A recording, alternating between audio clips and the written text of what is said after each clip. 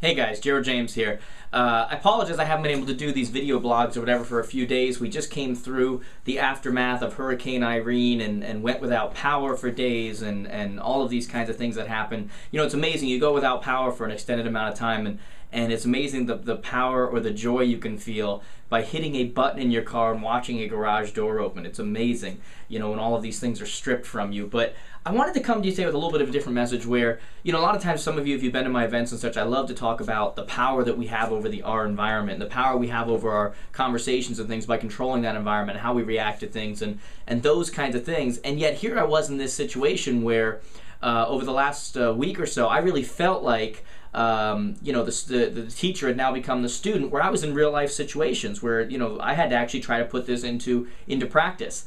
And it was funny because I actually thought of, you know, a lot of you guys like on my shoulder that I've spoken to, like basically waiting to see, was I going to stick with what I talk about all the time, or did I have a valid reason now or a valid excuse to actually start to complain because this was, you know, real life, it actually happened and this is bad, so let's complain.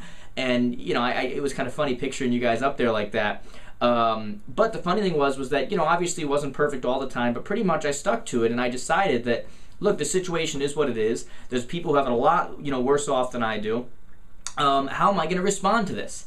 And, you know, it's funny because, you know, a lot of the stuff that I do teach about your environment and such is so true. You know, I wear this band. It's a buddy of mine, Will Bowen, runs this organization called complaintfreeworld.org.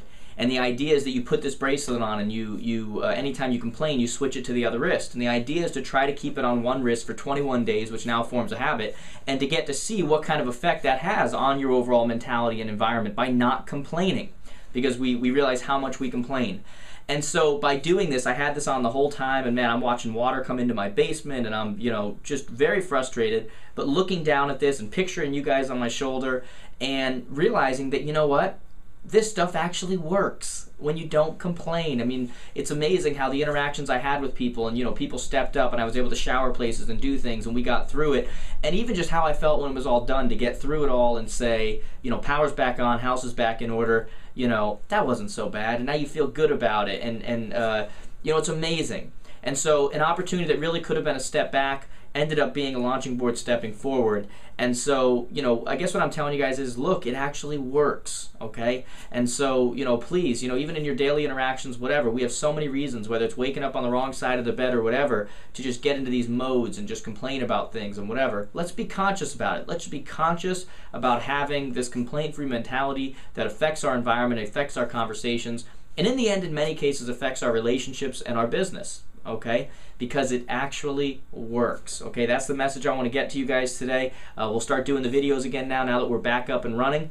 Hope you're all doing well. I'll be in Toronto next week, so if you guys are in Canada, come on out to Toronto. I look forward to seeing so many of you. Have a great one.